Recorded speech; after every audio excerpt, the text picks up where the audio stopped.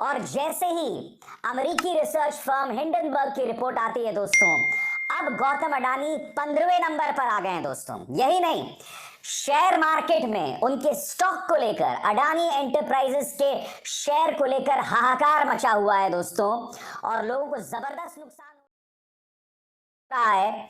वो खबर क्या है कुछ देर बाद, मगर सबसे पहले ये बड़ी खबरें आपके स्क्रीन पर दोस्तों। अब गौतम अडानी जो एक जमाने में चौथे सबसे धनी व्यक्ति थे दुनिया के, मोदी जी की कृपा से, वो अब आ गए हैं 15वें नंबर पर। टॉप 10 की लिस्ट में सिर्फ एक भारतीय है, वो है मुकेश अंबानी। जिसका क्या मतलब हुआ? इसका मतलब ये हुआ कि अब मुकेश अंबानी गौतम अडानी से ज्यादा धनी हैं। आपके सामने दोस्तों फोर्ब्स की जो मिलियनेयर्स की लिस्ट है, यानी कि धन्ना सेठों की लिस्ट है, आपके स्क्रीन पर नंबर 1 पर बर्नार्ड आर्नोल्ड हैं, दूसरे नंबर पर इलॉन मस्क, तीसरे नंबर पर जेफ बेजोस, चौथे पर लारी एलिसन, 5वें पर वॉरेन बुफे, उसके बाद बिल गेट्स, और अगर आप 9वें नंबर पर देखें दोस्तों, 9वें नंबर पर है मुकेश अंबानी, जिनकी कुल संपत्ति है 83.70 लाख अरब डॉलर्स। अब गौतम अडानी जो अब तक चौथे नंबर पर थे दोस्तों, आपके स्क्रीन पर आप देख सकते हैं, वो आ चुके हैं 15वें नंबर पर, और अब उनकी कुल संपत्ति है 75 अरब डॉलर्स, और जबरदस्त गिरावट आई है दोस्तों उनकी कुल संपत्ति में। उनके ऊपर कौन कौन है मैं आपको पढ़ के सुनाना चाहता हूं।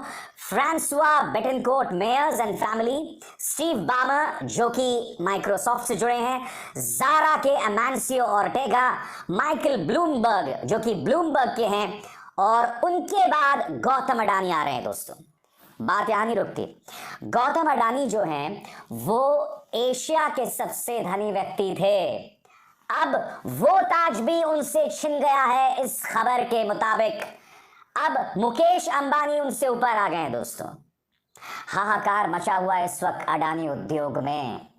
वो व्यक्ति जो 2014 से पहले दुनिया के टॉप 10 धनी लोगों में से नहीं था और अचानक दूसरे नंबर पर आ गया, अब वो आ चुके हैं 15वें नंबर पर।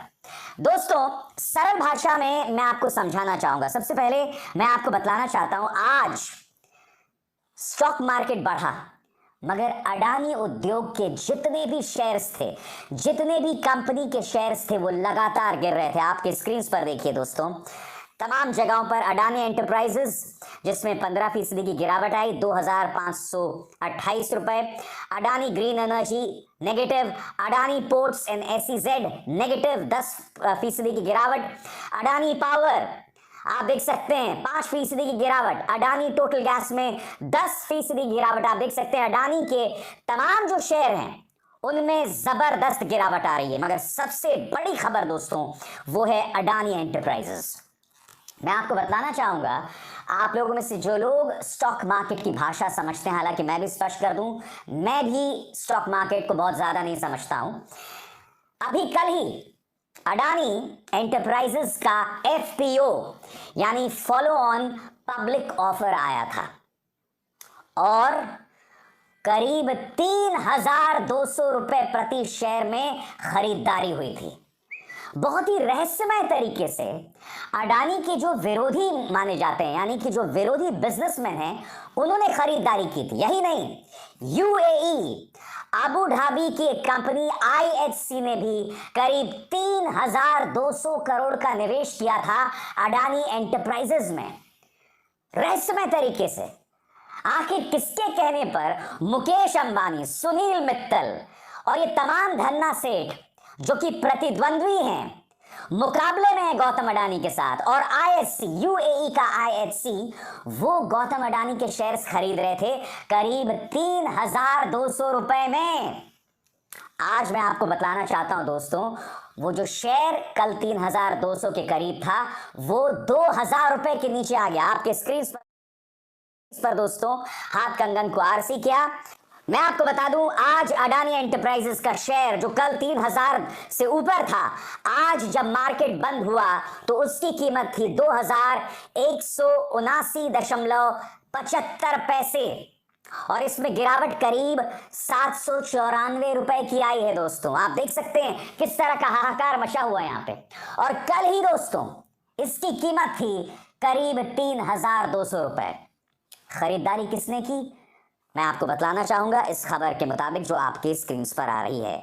यह खबर ध्यान से सुनिएगा दोस्तों, और फिर उसके पीछे के रहस्य की बात मैं आपसे करना चाहूंगा।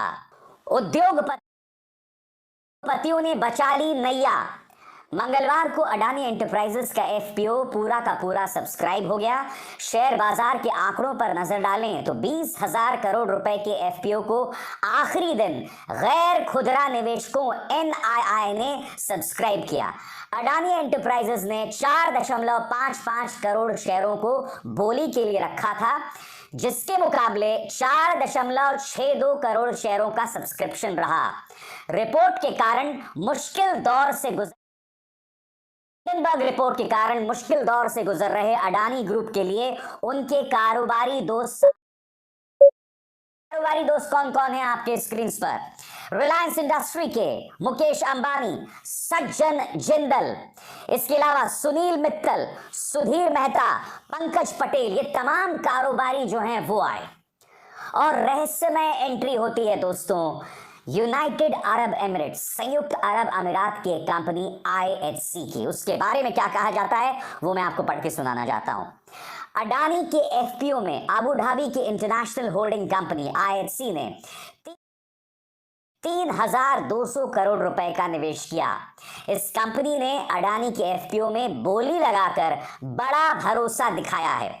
अडानी समूह में इससे पहले IHC ने पहले भी निवेश किया है। पिछले साल कंपनी ने अडानी ग्रीन में निवेश 3,000 से ऊपर के दामों में, यानी कि जो मार्केट की प्राइस है उससे ऊपर के दामों में निवेश किया, खरीदारी की। मगर आज जैसे कि आप देख सकते हैं 2,000 के नीचे उनका शेयर आ गया, यानी कि बेच बहुत रहे थे, खरीद कोई नहीं रहा था।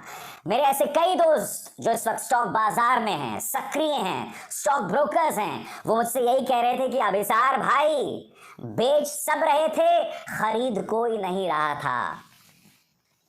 सबसे बड़ी बात, जो व्यक्ति अब से कुछ ही दिनों पहले दुनिया का चौथा सबसे धनी व्यक्ति था, इस सवाल उठाती है, जो 88 सवाल सामने रखता है, जिसमें मनी लॉन्ड्रिंग, शेयरों का गबन, स्टॉक्स मैनिपुलेशन, यही नहीं फर्जी कंपनी बनाकर घालमेल करने का आरोप, ये तमाम 88 सवालों के जरिए, और हिंडनबर्ग का ये आरोप कि अडानी ने उनमें से 62 सवालों का जवाब दिया। और बात वहां नहीं रुकी, याद कीजिए किस तरह से तिरंगे झंडे का सहारा लेकर उनके CFO सामने आते हैं।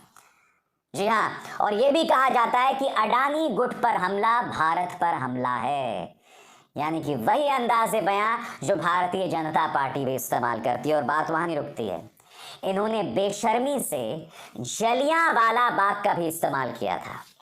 यानी कि अडानी ग्रुप पर जो सवाल हिंडनबर्ग रिपोर्ट उठा रहा है उसकी तुलना जलियांवाला बाग रिपोर्ट से। आपने एक बात पर गौर किया, इतनी बड़ी बात हो गई, वो बीजेपी